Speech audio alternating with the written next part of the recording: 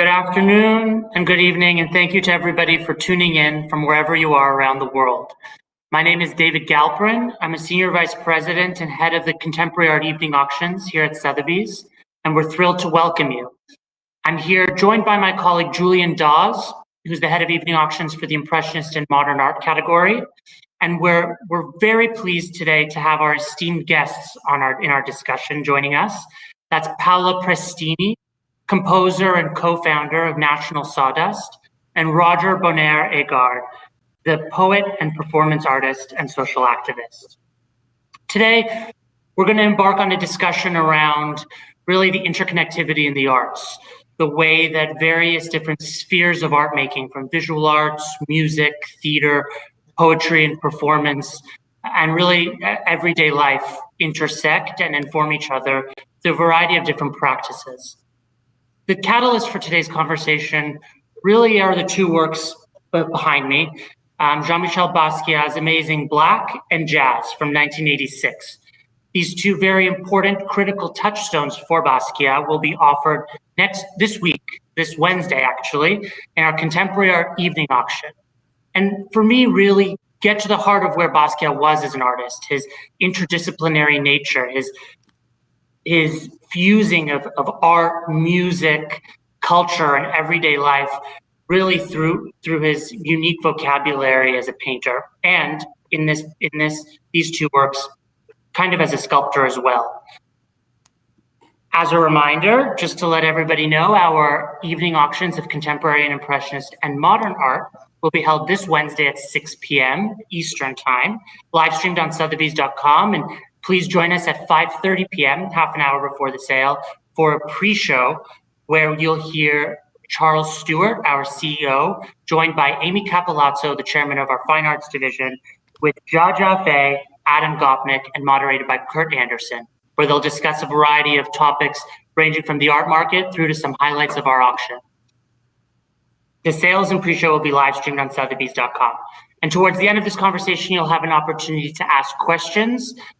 So you can submit them throughout our panel, and we'll address them at the very end. First off, just to kick things off, I'd like to ask you, Paola and Roger, tell us a little bit about your practices and your collaboration over the past 20 years. Absolutely. So, I mean, first of all, it's amazing to be at least in a virtual space again with Sotheby's.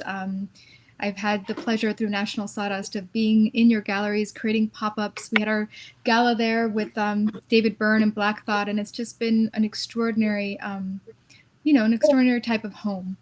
And today, yes, so in terms of Roger and I, he's one of my oldest collaborators, so for us to be able to speak about our interdisciplinary practice is exciting. We actually met 20 years ago, a little bit more than 20 years ago, when I was still a student at Juilliard, and I had heard him speak at an anti-death penalty rally in Central Park, and I was completely moved, and I knew right then that I wanted to bring him into this world that I was creating. It was the first nonprofit that I started called Vision into Art. And so we embarked on these different pieces that all really stretched our interdisciplinary practice. We began with a work called Democracy, and it was a work that featured a historian, but also we were really interested in how we could actually light each other. So, we had a cellist on Roger's shoulders. We worked with a historian to create a balance between foreground and background in interdisciplinary work. Then we went on to create a work for the Whitney Altria, which was a space that used to exist as part of the Whitney Museum, and we created a work called A Tough Line. And that work was interesting because we actually got to interview Chechen separatists as part of this really traumatic event that happened where 50 Chechen separatists actually stormed the Dubrovka Theater in Moscow. And that it ended up being an incredible work in terms of a collective script based on a real-time moment in history. And then we examined Kandinsky's Sounds, which ended up being a piece that we traveled the world with. And that was really where we refine our interdisciplinary practice, but also where all the musicians actually sang, moved, co-created. And that was also a stretching of practice.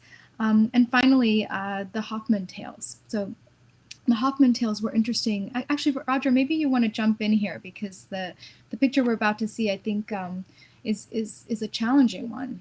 And this was a work that we did at PS 122 called Violins. Yeah, I think so.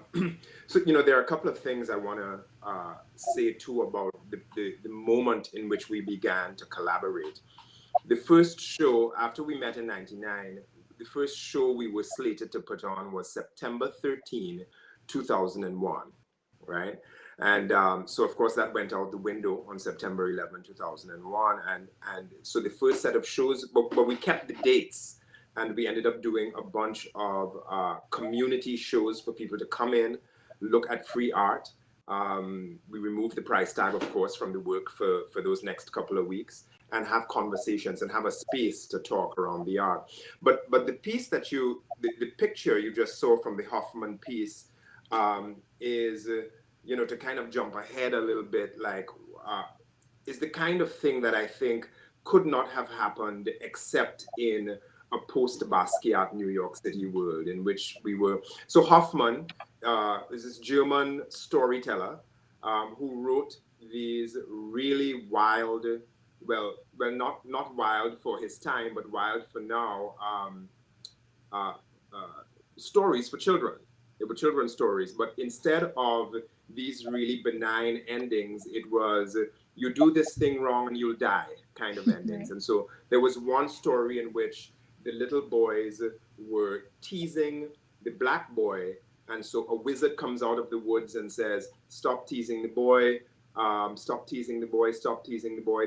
They kept teasing him, and he caused all of them to also be black, right? So that blackness became a punishment, even though it was attempting to be an object lesson about non-racism for 1700 or 1800 or whenever it was written, right? Um, and so in that particular piece, we were attempting to push the envelope about what blackness was and what the black body endured and what it meant to walk through with your own blackness and have other layers of blackness heaped upon you, or having to heap different layers of blackness upon yourself in order to protect yourself. So that's kind of where that piece comes from. Well, and I think, So both of yeah. us have stretched in so many different directions since 20 years ago. And maybe you could talk a little, but the last thing I'll say is that I think the work that we really began together taught us not only how to, perform as interdisciplinary artists, but also how to produce. And I think this, this notion of being able to be one's own producer, to be able to travel the world, to value process, and to do so in a safe way amongst other artists, I think is the thing that both, that set us off and that gave us the tools to now do all the work that we're doing differently and together. But maybe Raj, tell us a little bit about your background in terms of interdisciplinarity. Yeah. So any discussion of interdisciplinary art for me and its intersection with social justice has to begin with my identity as a Trinidad. Um, Trinidad Carnival and the music that makes it and the masquerade that comprises it, its generational and ancestral message is interdisciplinary in a deep and abiding way that precedes even Trinidad itself, right? Um, for me to apprehend my own interdisciplinarity is to engage, I'm willing to wager, such a complexity of influences that is gifted me by African cosmopolitanness. Within the Caribbean, Trinidad has a history of the most different nations of Africans ending up residing there. And of course the tragedy of colonization that is unmatched by probably any other nation's ethnic history pattern in the world, and that includes other Caribbean islands. Um, so as a Trinbagonian, we talking Bakongo, we talking Yoruba, we talking Hindu, we talking Muslim, we talking cross Caribbean revolutionary from Haiti and all the colonizing influence that comes with people who were Catholic before and after the Middle Passage, France, Spain, England, Germany, Holland, um, enslaved maroon, all of that, right? So when I land in New York City as a 19-year-old in 1987, Basquiat's still alive, right? Though I have no sense of this at that time or idea about who he is, but I have Eric B. and Rakim paid in full in my Walkman. Leaders of the New School are forming in New York. A Tribe Called Quest is starting to bust rhymes in Queens. My eventual artistic evolution and immersion in the Lower East Side art scene is formed in part by Basquiat's legend, which is what it is by the time we get to the mid-90s.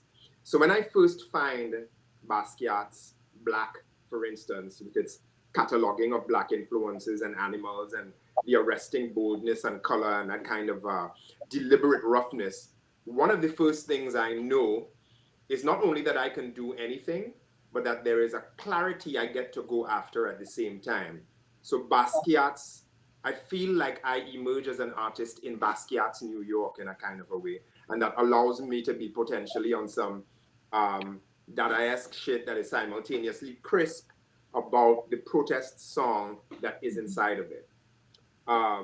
Yeah, so I'd say that that's kind of the history of my of where I'm coming from as an interdisciplinary artist, so that by the time Paula walks up to me and says, I'm a composer, I'm starting this company, I want to do these kinds of productions with this, that, and the other in it, it doesn't seem wild to me at all. I'm like, yeah, like what else? Let's go. You know what I mean? So that's where we begin.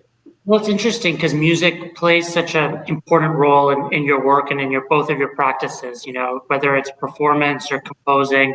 And it's such an important touchstone for Basquiat as well, but perhaps in a less direct way. I mean, these are two paintings here where I think you see Basquiat and the influence of music on him. He's referencing a variety of different important jazz musicians, from Charlie Parker, who's a constant reference point to him, to um, there's Now's the Time, Marmaduke, the Savoy. It's all these kind of embedded references, but you can also almost hear the music when you look at these paintings because of the structure. You have this visual rhythm in the way that these boxes are constructed, in the way they feel almost like drums or beats.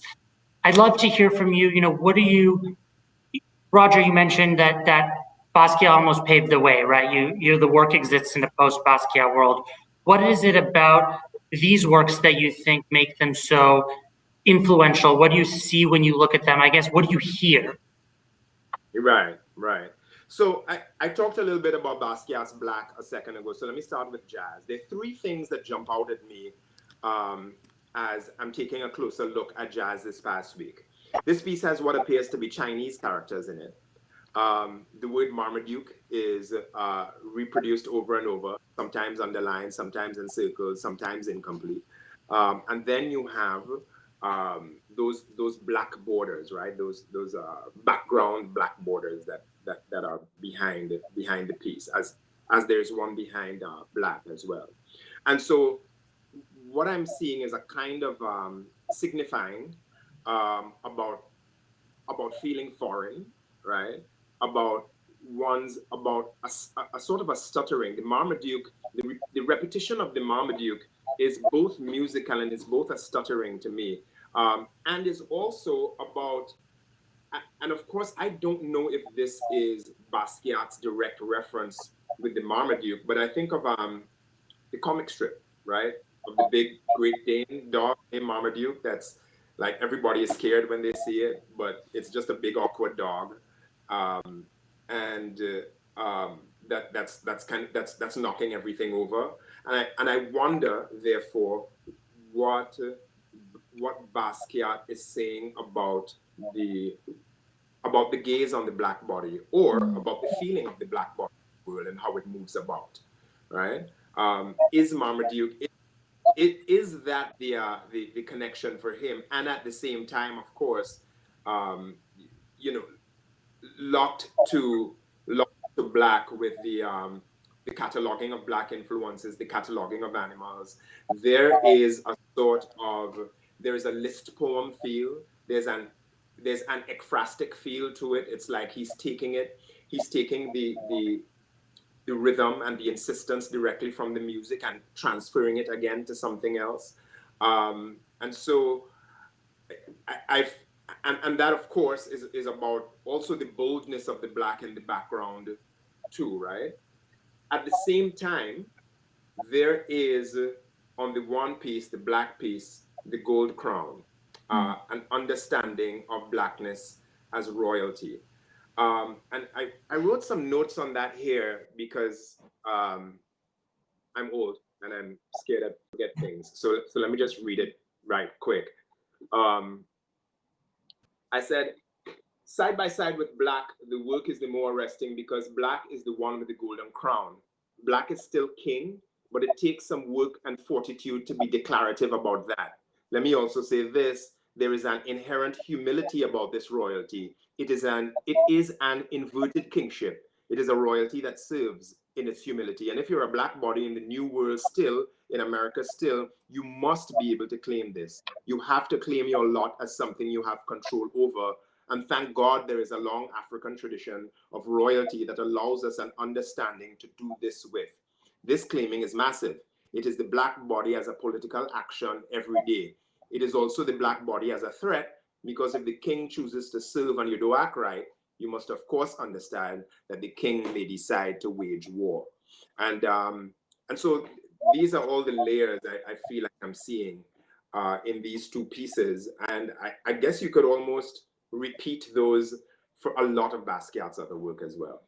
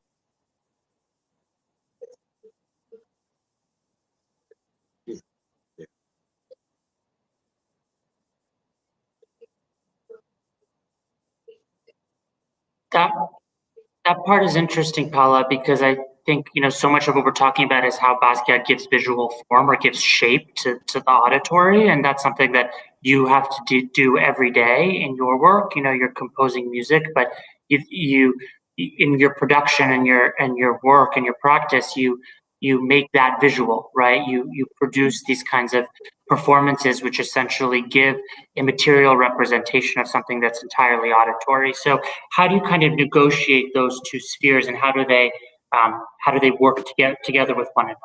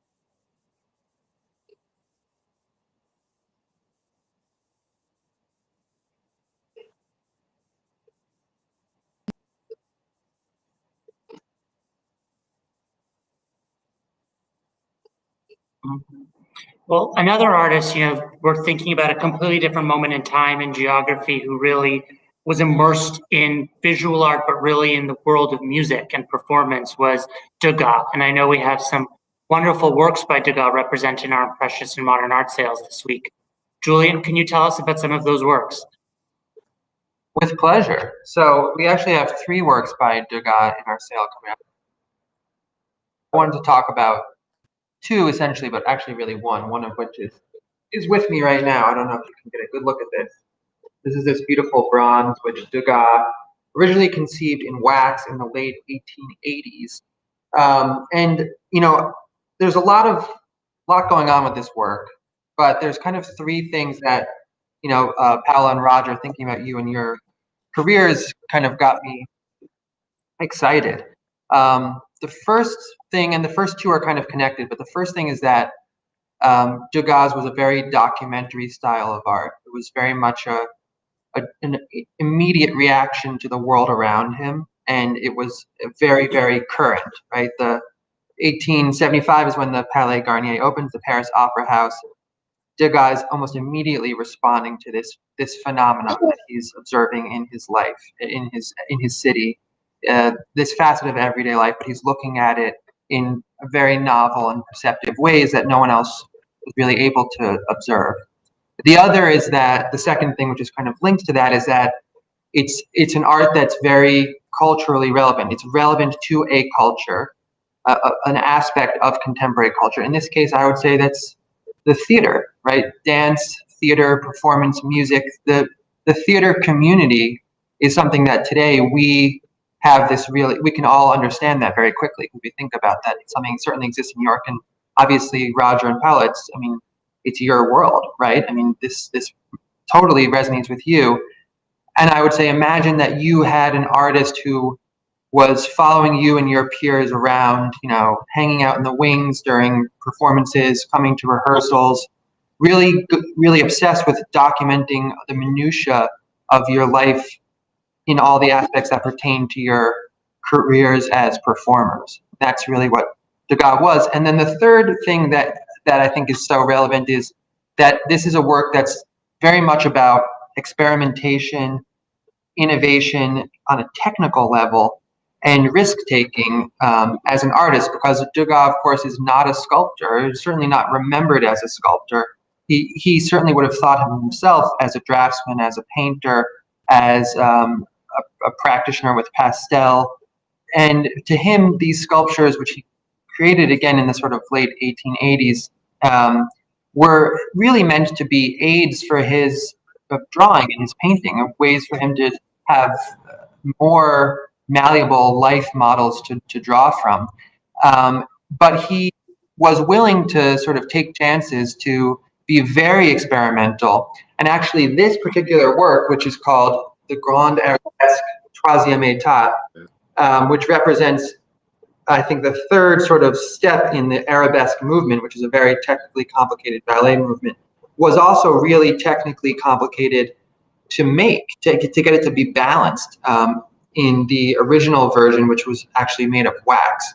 And so it was hard for Degas to even get these to physically stand up, much less to go out of his comfort zone, experimenting in a practice that was totally unfamiliar to him, which he never really wanted to have these exhibited because he wasn't at the time confident. And yet today, the bronzes, which were cast subsequently from those waxes, are considered to be some of the most important and iconic sculptures of the entire late 19th century, of the Impressionist movement.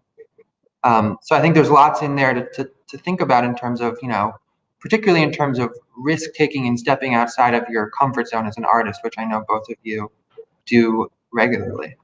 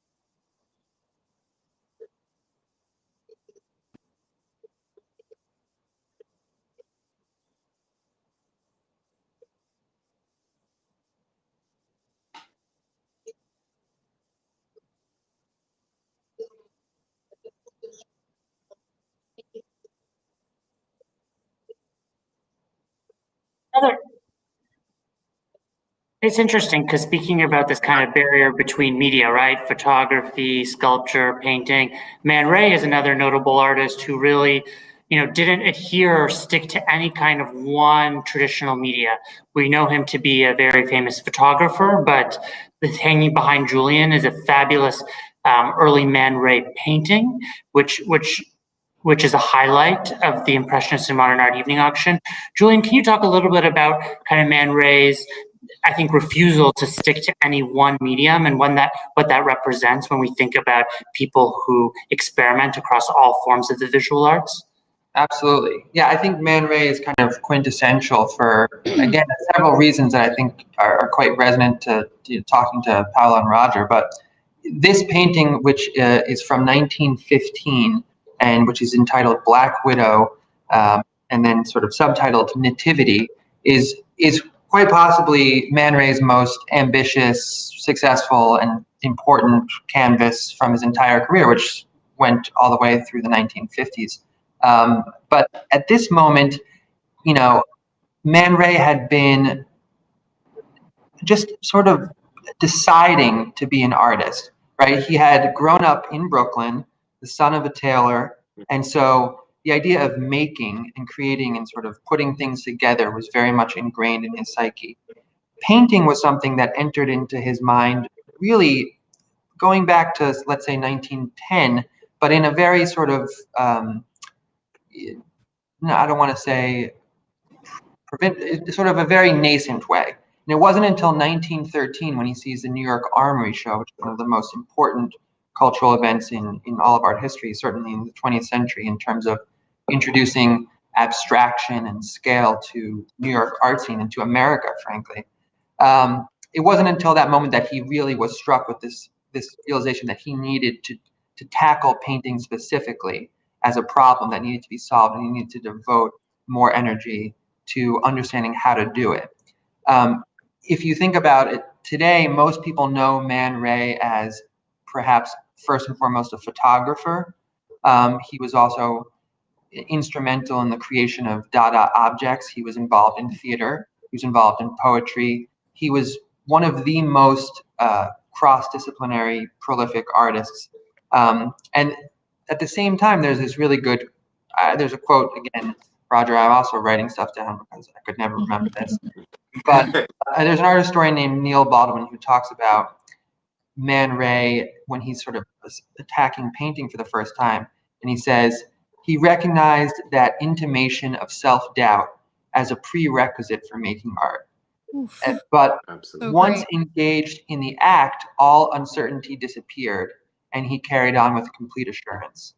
So I love that idea that, you kind of need to think that you can't do something to even take it on. And then for an artist, and I'm not an artist, you guys are, when you're in the zone, when you're actually doing, that's the only point at which you realize that this is going to work. Absolutely. Roger, I'm curious to hear from you kind of how your work straddles between different kinds of media and approaches to, from poetry, written word, performance, and kind of, looking at an artist like Man Ray, as Julian was saying, never really adheres to one particular form of expression. How do you think about that in terms of your own work? Yeah, so that quote that he just cited about Man Ray is really important to me. The idea that incredible self-doubt before you start, but once you start, you're just moving through, right? It's not, and for me, it's not that once I start, I'm sure it'll work, but it's that once I start, I'm working, and so that's just it. And I have to go back to the idea of my Trinidadianness to apprehend what I feel about my interdisciplinary work, right? So I don't feel as though one became an artist within the context of Trinidad, even thinking of I'm becoming an artist. But you're coming into your own as a Trinbagonian within the context of Carnival. understanding that dance, song, and visual spectacle are all part of a single plane, if you will. Because every year the entire country bends its will and its vision towards this thing happening in February or early March, which is Carnival, right? And which has so deliberate and so unbreakable a tie to the history of the country in terms of its role in emancipation of slavery, in terms of its role of the bringing over of particular customs and particular venerations from the continent and embedding them in that thing, so that the interdisciplinariness of it just makes sense. So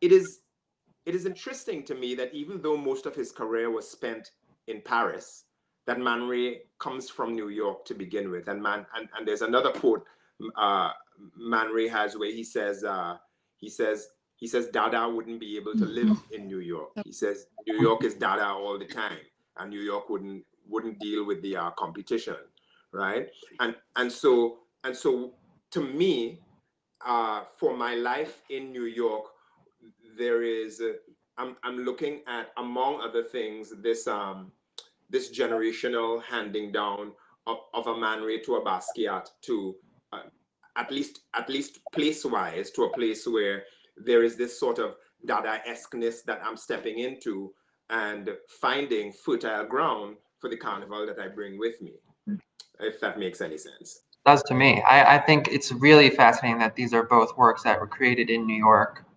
70 years apart, and then that following on that you guys are both working in New York, and that New York is a great stage for iconoclastic, modes of creation and for innovations. It has sort of infinite capacity for that.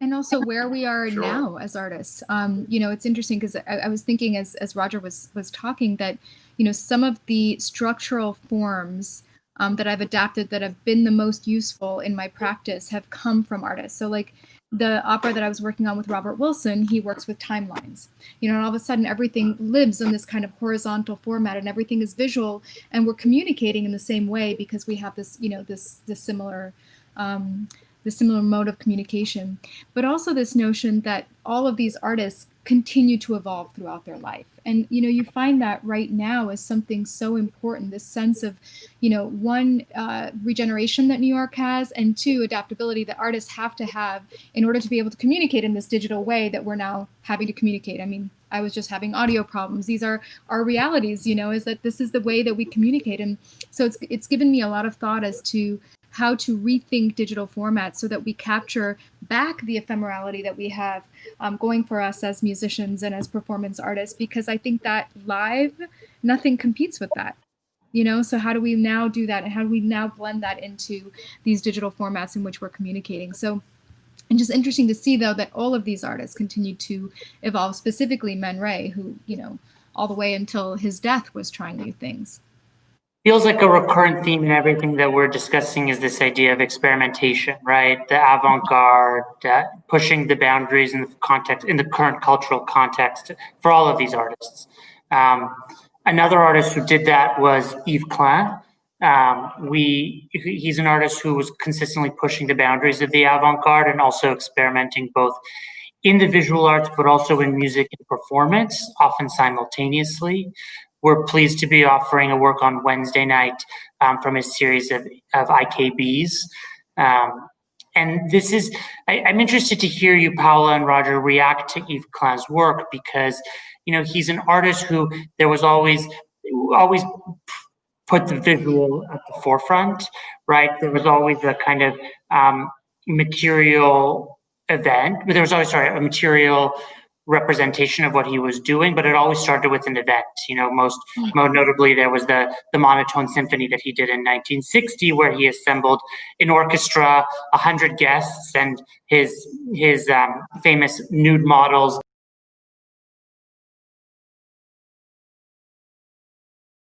which resulted in the famed series of anthropometry. But really, the work is evidence or an artifact of the initial performance, which is, to your point, Paula, ephemeral and really only captured through this kind of documentation. I'd be interested to hear from you kind of how you see these kinds of avant-garde experiments live on and really, continue to influence the work of the present moment, especially as we move further and further into the digital rather than the physical. Absolutely. Well, I mean, it really does go back to this idea of, creating an artifact of a moment of time, of the theater of art. In this specific piece, the importance of silence and what it brings in terms of anticipation and balance. And of course, in my mind, it references, John Cage's famous piece where a performer sits and is in silence for 4 minutes and 33 seconds. But in essence, it's the theatricality and how important it is that this is consumed together. That there is a full understanding of space and how we inhabit space and how we experience space. And I think the improvisational aspect of that is that, of course, everyone interprets it differently, which is also really powerful and really beautiful.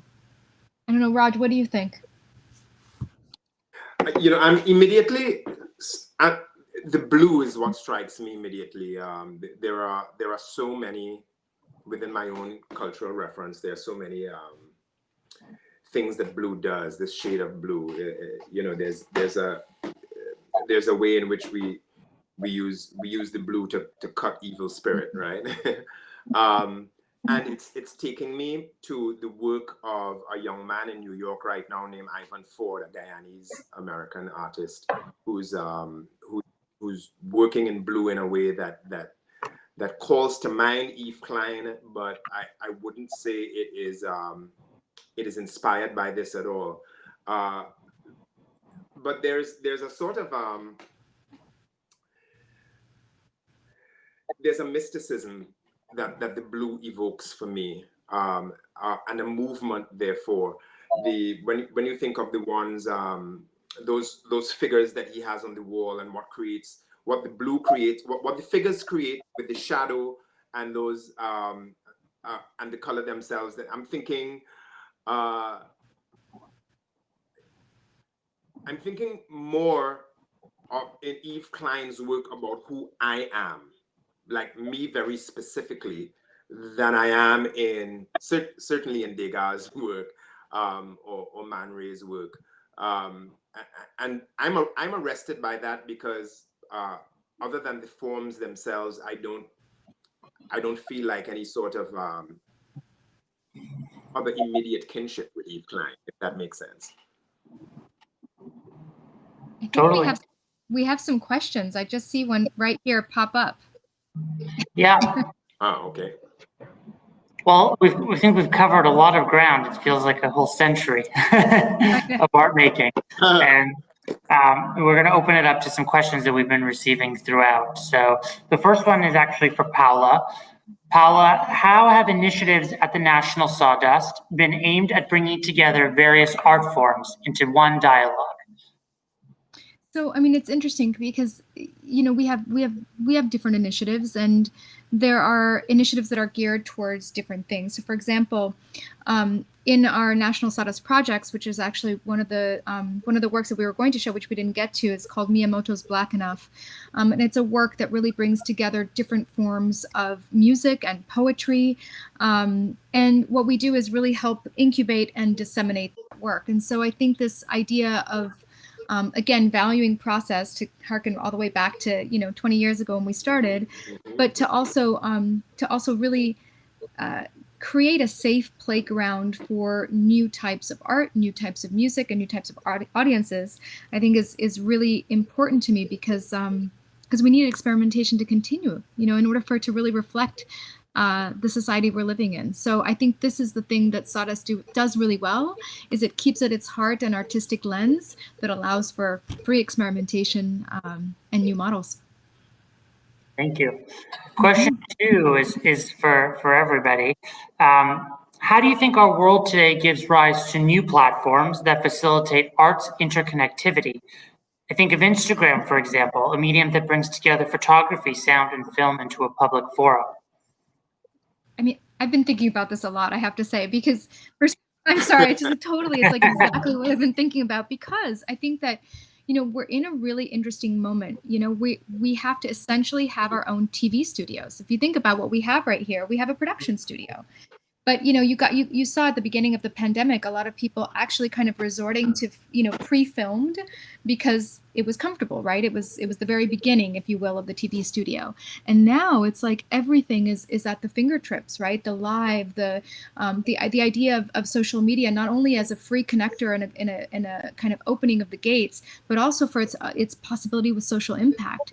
So I think it's a radically exciting moment to be creating in the digital arts, but also to be communicating, even when your audio doesn't work. I'd love to talk. I'd love to just push more on. Yeah, sorry. Go ahead, Roger. Yeah, I also think that what's happening in the world, what these particular platforms are able to do are part and parcel of the people pushing against what has been. And so, of course, there's the question of, like we heard, for instance, about how social media gave rise to Arab Spring 3, 4, 5 years ago or whatever. But to what extent is it that social media creates the conditions for this, or that we have moved to a period in our collective history where there is some stuff that just can't be sustained anymore, and so the people have pressed on the technological things available to them to do a particular thing. I think one particular example is in how TikTok was used to destroy Trump's rally in Tulsa, for instance, right? And then you know how Trump responded to that. We're at like a really amazing moment in which technology has served to democratize the potential for public voice, and what that means is that almost anybody gets to make art that can make it into the public sphere really quickly. And so, yeah. I had a quick question, which was I've been thinking since the beginning of this talk about the idea of collaboration, and it occurred to me that, you know, all the artists behind it, well, the artists behind David and I, Basquiat, of course, you mentioned, had a very famous collaboration with Andy Warhol. Man Ray had one of the most famous collaborations of the early 20th century, and this painting from 1915, that was the same year he met Marcel Duchamp, right? And they together really were the twin sort of pillars of Dadaism. So I'm curious to hear from both of you.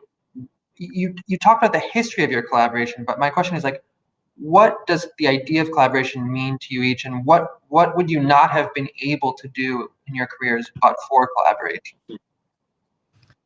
Wow, it's a big question. I mean, Roger, do you want me to take it, or do you want to go? I can jump in. I think collaboration has been everything, because I think one of my projects, the project, I wouldn't even say my artistic projects, but the project of my living has been about the sanctity and beauty of human interaction, and about how we build a world in which human interaction is right and evolves us towards more beauty and more betterness all the time. So collaboration, therefore, is a thing that must happen, right? More than that, what I found, but even as you do that, you're walking into every space you're walking into with a history. And part of my history that I'm walking into spaces with is that I'm a Black man, with all the historical reality that brings with it in the new world. And so therefore, the spaces within which one collaborates one has to figure out what safety is, right? And what safety looks like and who's providing it. And therefore whether you can continue with what the relationships are. And the relationships I've been able to build with Paula and with the rest of Vision into Art have created such safety for not just who I am as a Black man, but who I am as a creator and artist. Such safety to fail, which one needs in order to create, that it allowed me to try to not just to try things, but to be sure that whenever Paula calls and says, I have an idea, that no, even if we shit the bed on this, I'm going to learn something invaluable to my life and artistry going forward. So I think it might sound kind of hokey and like grandiose to say, but I think my growth as an artist is the thing that I would not have been able to accomplish but for collaboration. And I'll just Right. add one thing to that, Raj, which is that I think, you know, for me, both as a composer and then as a creator of, you know, a co-creator of Sawdust, I think the thing that's been most empowering is to be able to use my tools in collaboration to create more space. And I think, you know, as artists, we do that really well. We create space. We create space for dialogue, for failure, for stretching, because that's how we live every day. That kind of adaptability is what you need in order to be able to thrive. And so I see it very much in every new collaboration I take on, whether it's a new opera or whether it's a new, you know, architecture in my head that I'm building. It's how do you come with humility and with all the tools at your disposition. And I think that's, you know, back to these artists, like all of them did this. They stretched, they were uncomfortable, they were comfortable in the discomfort. And they also created space for others, which I think is remarkable. It's a really nice segue to the last question that I want to ask tonight, which is really, you know, art can be quite a powerful tool for social change. We see it in a variety of examples that we discussed tonight, from the Man Ray in 1912 to the Basquiat in 1986. You know, each artist within their particular cultural moment in history is really attempting to affect change through their visual expression. I'm curious to hear from you, Paula and Roger, how art can affect change in today's world, and really how you see it affecting the most change. Well, I mean, I think Roger really hit it when he said there's a democratization of form happening. Mm-hmm. And I think, you know, especially if I look specifically at the music field, you know, I mean, 100 years ago, you wouldn't hear of women or non-binary or trans folk writing music, and now that's changing. And so I think that, you know, this is a very spectacular moment in time, because this democratization is gonna lend itself to more free expression, and to an actual reflection of what's happening. So I think it's an exciting moment, and of course I think that art doesn't just reflect the moment; it often precedes social change, and you see that in great moments. You know, you see it from Marian Anderson singing on the steps of the memorial to Ellen coming out on TV. You know, these are important moments of how art has then kind of opened the floodgates to real discourse and discussion and change. Yeah, absolutely. There is, you know, there are things that need to be said over and over again. There are things that need to be witnessed to in different epochs of time. And I'm thinking now of one of the questions I saw come across that we haven't had a chance to answer about the words on the thing, and what it means about racial politics at the time of the making of the of those Basquiat pieces. And I'm thinking that when I listen to Basquiat in interviews from the time, when I look at the work, and I look at the work of contemporary artists in the same space, what I'm struck by is the fact that those same statements need to be made again 40, 50 years later, that Black artists have to make the same statements again. And so for all the progress that we like to think we've made, or that maybe we have even made, there are still things that we have to say, that art, that in some spheres art becomes the only place to say it in, and feel like one can stay safe, and feel like one can push somebody to push other people to think about why that thing is being said. Thank you. Well, on that note, thank you all for joining us. Thank you, Julian, Paolo, Roger. It was such a pleasure to have this conversation with you today. And to Thank you. everybody listening from home, our auction will be live streamed at 6 p.m. Eastern Time this Wednesday. Tune in 5:30 for our pre-show. And of course, if you're in New York, we welcome you to our galleries at 1334 York Avenue, where you can see many of the works that we discussed this evening and those hanging behind Julian and myself. Thank you very much and have a nice evening. Bye-bye.